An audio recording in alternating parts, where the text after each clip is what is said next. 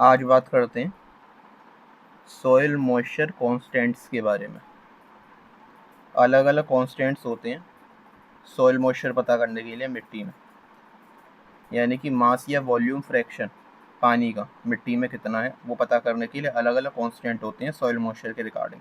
इनके बारे में आज बात करनी है, या फिर कह सकते हो amount of water a soil can hold under different environmental condition and forces. किसी भी स्पेसिफिक एनवायरमेंटल और सॉइल टाइप में जो सॉइल है वो कितना वाटर होल्ड कर सकती है, वही अल्टीमेटली निकालने के लिए या पता करने के लिए अलग अलग कॉन्स्टेंट्स होते हैं जिनकी बात हम करेंगे। कांस्टेंट इसलिए कह रहे हैं, कांस्टेंट का मतलब ही क्या होता है, कोई ऐसी वैल्यू जो चेंज नहीं होगी। कांस्टेंट हम इनको इसलिए बोल रहे हैं क्योंकि हर एक सॉइल टाइप के लिए यहाँ पे वैल्यू जो है सॉइल मॉइस्चर कांस्टेंट्स की वो फिक्स रहेगी। जैसे कि सैंडी सॉइल के लिए फिक्स रहेगी, क्लेई सॉइल है उसकी अलग वैल्यू होगी, कोई लूमी सॉइल के लिए अलग रहेगी, सैंडी लूम के लिए अलग रहेगी, इस तरीके से। तो पहला कांस्टेंट कौन सा है? पहला कांस्टेंट है मैक्सिमम वाटर होल्डिंग कैपेसिटी, जिसे हम सैचुरेशन कैपेसिटी भी बोलते हैं। क्या होता है ये?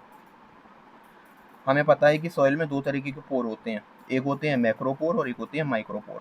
माइक्रोपोर में होता है कैपिलरी वाटर, जो प्लांट के लिए अवेलेबल वाटर होता है, और जब भी हम एक्सेस पानी देते हैं तो सारा का सारा मैक्रोपोर से नीचे ग्रेविटी के एक्शन में चला जाता है, तो उसे हम बोलते हैं मैक्रोपोर। और वो जो वाटर होता है उसे हम बोलते हैं ग्रेविटी वाटर। तो जब माइक्रोपोर और मैक्रोपोर सॉइल के दोनों सेचुरेट हो जाएं, यानी कि कम्प्लीटली फिल हो जाएं वाटर से, तब हम कहते हैं भाई कि सेचुरेशन अचीव हो गया, और इसे हम बोलते हैं सेचुरेशन कैपेसिटी या फिर मैक्सिमम वाटर होल्डिंग कैपेसिटी, जब मैक्रोपोर और माइक्रोपोर दोनों के दोनों बढ़ चुके हैं पानी से। अब अगर इससे ज़्यादा और पानी आप अप्लाई करोगे तो वो पूरा का पूरा जो है वेस्ट जाएगा, क्योंकि मिट्टी तो सेचुरेट हो चुकी, यानी कि वो रूट जोन से सीधे नीचे चला जाएगा ग्रेविटी के एक्शन में, जिसे हम ग्रेविटेशनल वाटर बोलते हैं। अब यहाँ पे जो सॉइल मॉइस्चर टेंशन की वैल्यू होती है वो होती है 0, और ये फ्री वाटर सरफेस के बराबर है। सॉइल मॉइस्चर टेंशन क्या मतलब होता है?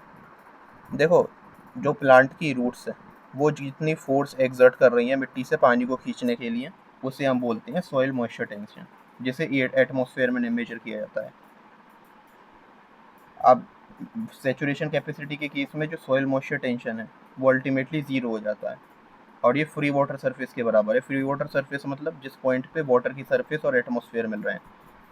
सरफेस पे ऊपर से जो है एटमॉस्फेरिक प्रेशर लग रहा है, जो कि कितना होता है 1 atm, और नीचे वाटर भी अल्टीमेटली ऊपर उतना ही प्रेशर लगा रहा है, तो नेट प्रेशर कितना है 0। तो सॉइल मॉइस्चर टेंशन यहाँ पे फ्री वाटर सरफेस के बराबर हो जाता है, जो कि 0 होता है। ठीक है, ध्यान रखना, रूट्स मिट्टी से पानी खींचने के लिए जो अल्टीमेटली फोर्स एक्सर्ट कर रही है प्लांट की, उसे ही बोल रहे हैं हम सॉइल मॉइस्चर टेंशन। और पानी हमेशा हाई टेंशन की तरफ मूव करेगा। आगे बात करते हैं फील्ड कैपेसिटी की। फील्ड कैपेसिटी का क्या मतलब है? Amount of water remaining in soil after excess water has been drained away by gravity from macropore, typically 2 से 3 डेज आफ्टर हैवी रेन या इरीगेशन। मान लो हैवी रेन या इरीगेशन हुई और आपके माइक्रोपोर मैक्रोपोर पूरे तरीके से बढ़ चुके हैं, यानी कि सेचुरेशन आ चुका है, जिससे हम बोल रहे हैं सेचुरेशन कैपेसिटी। अब 2 से 3 दिन तक आप रुके, 2 से 3 दिन में क्या हुआ, जितना भी एक्सेस पानी था वो मैक्रोपोर से नीचे चला गया ग्रेविटी के एक्शन में, जिसे हम ग्रेविटी वाटर बोल रहे हैं। अब केवल और केवल मिट्टी में जो पानी बचा है वो माइक्रोपोर में मौजूद है, जो प्लांट्स के लिए अवेलेबल वाटर होता है, जिसे हम कैपिलरी वाटर बोलते हैं। Amount of water remaining in soil, और सॉइल में अब जो रिमेनिंग वाटर है वो माइक्रोपोर में है, यानी कि कैपिलरी वाटर। और जो एक्सेस वाटर था वो 2 से 3 दिन का समय लगा और वो मैक्रोपोर से सीधा नीचे चला गया ग्रेविटी के एक्शन में, हैवी रेन या हैवी इरिगेशन के बाद में। इसे हम बोलते हैं, ये अब जो ये अवेलेबल वाटर है प्लांट्स के लिए माइक्रोपोर में, कैपिलरी वाटर जिसे हम बोल रहे हैं, इसे कहते हैं फील्ड कैपेसिटी। जो ये रिमेनिंग वाटर था माइक्रोपोर में, इसे हम बोल रहे हैं field capacity. Soil moisture tension क्या है? जैसा मैंने बताया, पुलिंग फोर्स जो प्लांट की रूट से एक्सर्ट करती है मिट्टी से पानी एक्सट्रैक्ट करने के लिए, उसी को सॉइल मॉइस्चर टेंशन बोलते हैं। अब फील्ड कैपेसिटी के केस में ये जो सॉइल मॉइस्चर टेंशन है ये 1/10 atm से लेकर के, यानी कि 1/10 atm से लेकर के 1/3 atm तक हो सकता है। ये सॉइल, अब टेंशन का मतलब ही एक तरीके की पुलिंग फोर्स। तो यहाँ पे जो सॉइल मॉइस्चर टेंशन की वैल्यू होती है फील्ड कैपेसिटी में, ये 1/10 से लेकर के 1/3 atm तक आती है। याद रखना, सॉइल में जो मॉइस्चर है, यानी कि सॉइल में जो अल्टीमेटली वाटर अवेलेबल है, वो हमेशा मूव करेगा in the direction of increasing tension.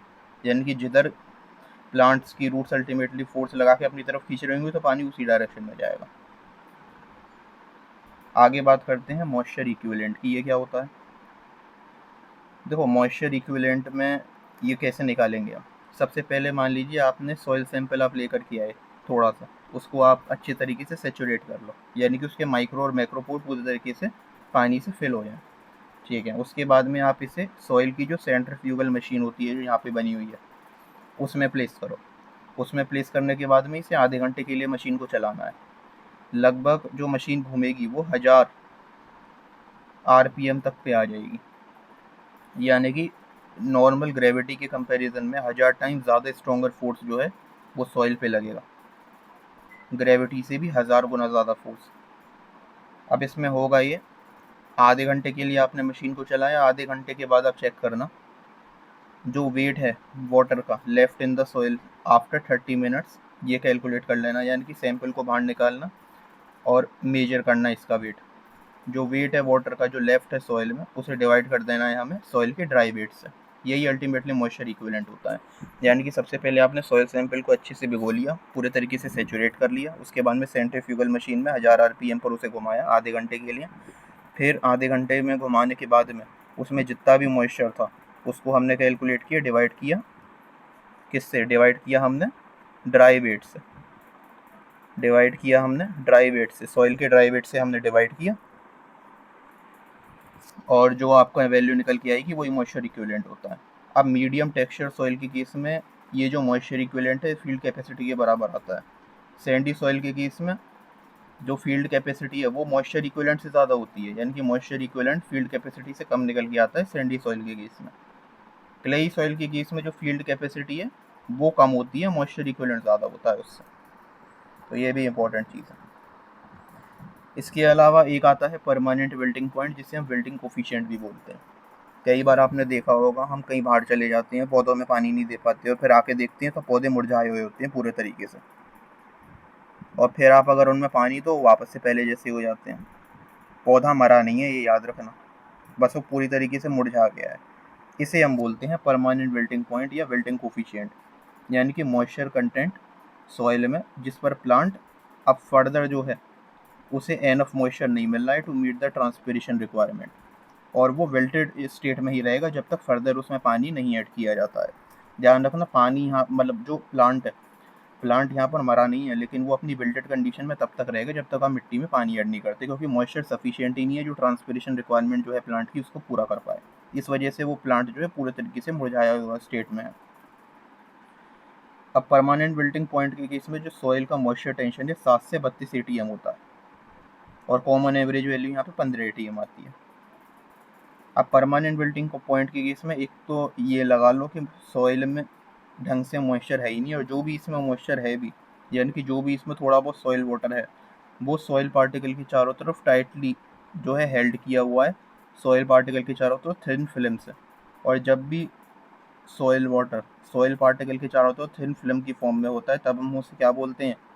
Hygroscopic water. और ये हमें पता ही है कि हाइग्रोस्कोपिक वाटर प्लांट के लिए अवेलेबल वाटर नहीं है, क्योंकि अवेलेबल वाटर तो केवल और केवल कैपिलरी वाटर होता है। तो ये है, कुछ नहीं है परमानेंट विल्टिंग पॉइंट में। आप अगर मतलब अगर जब लेवल जो है मॉइस्चर का मिट्टी में इतना नीचे चला जाता है कि नॉर्मल ट्रांसपिरेशन रिक्वायरमेंट प्लांट की पूरी नहीं हो पाती, जिसकी वजह से वो पूरे तरीके से मुरझा जाता है और पानी देने के बाद में वापस से रिस्टोर हो जाएगा अपनी इनिशियल स्टेट में, तब हम उसको बोलते हैं परमानेंट विल्टिंग पॉइंट, जिसमें सॉइल मॉइस्चर टेंशन 7 से 32 ATM होती है और कॉमन एवरेज वैल्यू 15 ATM आती है। और यहाँ पे जो भी मॉइस्चर होता है वो केवल और केवल हाइग्रोस्कोपिक वाटर की फॉर्म में होता है, सॉइल जो पार्टिकल है उसके चारों तरफ थिन फिल्म की फॉर्म में। इसी हाइग्रोस्कोपिक वाटर के रिलेटेड एक पॉइंट आता है hygroscopic coefficient. Dry soil saturated atmosphere में से मैक्सिमम जितना मॉइस्चर अल्टीमेटली सोख सकता है उसे हम बोलते हैं हाइग्रोस्कोपिक कोफिशिएंट, जो कि हाइग्रोस्कोपिक वाटर के बराबर होता है, यानी कि जो कि एक्चुअल में हाइग्रोस्कोपिक वाटर ही है। Maximum percentage of water that dry soil can absorb and retain from a saturated atmosphere. Saturated atmosphere का मतलब ये जो अपना पूरे तरीके से जिसमें मैक्सिमम ह्यूमिडिटी आपको देखने को मिल रही है, मैक्सिमम मॉइस्चर परसेंटेज देखने को मिल रहा है। सैचुरेटेड एटमॉस्फेयर में से ड्राई सॉइल जितना भी अल्टीमेटली मैक्सिमम परसेंटेज वाटर का सोख सकता है अपने अंदर और रिटेन कर सकता है, उसी को हाइग्रोस्कोपिक कोफिशिएंट बोलते हैं। और कितना मॉइस्चर बोलेगा, जो भी मॉइस्चर ड्राई सॉइल एब्जॉर्ब करेगी सैचुरेटेड एटमॉस्फेयर में से, वो एक्चुअल में हाइग्रोस्कोपिक वाटर की फॉर्म में होगा, यानी कि सॉइल पार्टिकल के चारों तरफ आपको एक थिन फिल्म पानी की देखने को मिलेगी। इसके अलावा एक चीज़ आती है ultimate wilting point, soil moisture content जिसपे प्लांट डाई हो जाएगा। यानी कि मान लो आपका पौधा मुरझाया हुआ था, आपने पानी नहीं दिया, परमानेंट विल्टिंग पॉइंट तक तो आ गया था वो, अगर आप तब पानी दे देते तो प्लांट वापस से रिकवर हो जाता। लेकिन मान लो आपने पानी नहीं दिया, मॉइस्चर लेवल और नीचे जाएगा। फिर एक पॉइंट ऐसा आता है, उसके बाद अगर आप पानी दोगे भी तो भी प्लांट रिकवर नहीं करेगा, वो पूरे तरीके से ख़त्म हो जाएगा। उसी को हम बोलते हैं अल्टीमेट विल्टिंग पॉइंट, कि सॉइल में मॉइस्चर का वो कंटेंट जिस पर प्लांट डाई हो जाएगा और उसके बाद आप कितना भी पानी तो कोई फ़र्क नहीं पड़ेगा, पौधे की डेथ हो जाएगी। अब यहाँ पे जैसे कि देखो डायग्राम बना रखा है, ये हाइग्रोस्कोपिक वाटर है, ये कैपिलरी वाटर है और ग्रेविटेशनल वाटर है। ग्रेविटेशनल वाटर जो मैक्रोपोर के तहत ग्रेविटी की एक्शन में नीचे चला जाता है उसे ग्रेविटेशनल वाटर बोलते हैं। जो माइक्रोपोर में पानी मौजूद है उसे कैपिलरी वाटर बोलते हैं। और जो सॉइल पार्टिकल के चारों तरफ थिन फिल्म की फॉर्म में है उसे हम बोलते हैं हाइग्रोस्कोपिक वाटर। इसके अलावा यहाँ पे आप देख रहे हो ये सैचुरेशन वाली कंडीशन दे रखी है, माइक्रो और मैक्रोपोर पूरे तरीके से फिल्ड है, और ओवर और ज़्यादा इरिगेशन करने पर या फिर कुछ दिनों में होगा ये मैक्रोपोर के तहत ये सारा का सारा पानी नीचे ड्रेन हो जाएगा। फिर फील्ड कैपेसिटी पर आ गई कि अब केवल और केवल माइक्रोपोर में ही पानी मौजूद है। उसके बाद में आगे वाली स्टेट हो गई, फिर बिल्टिंग पॉइंट आ गया जिसमें एक परमानेंट बिल्टिंग पॉइंट और एक अल्टीमेट बिल्टिंग पॉइंट होता है। तो ये चीज़ें थी। चलो ये हमने पूरा देख लिया अच्छे तरीके से। ये देख रहे हो ये मशीन होती है सेंट्रीफ्यूगल मशीन सॉइल की।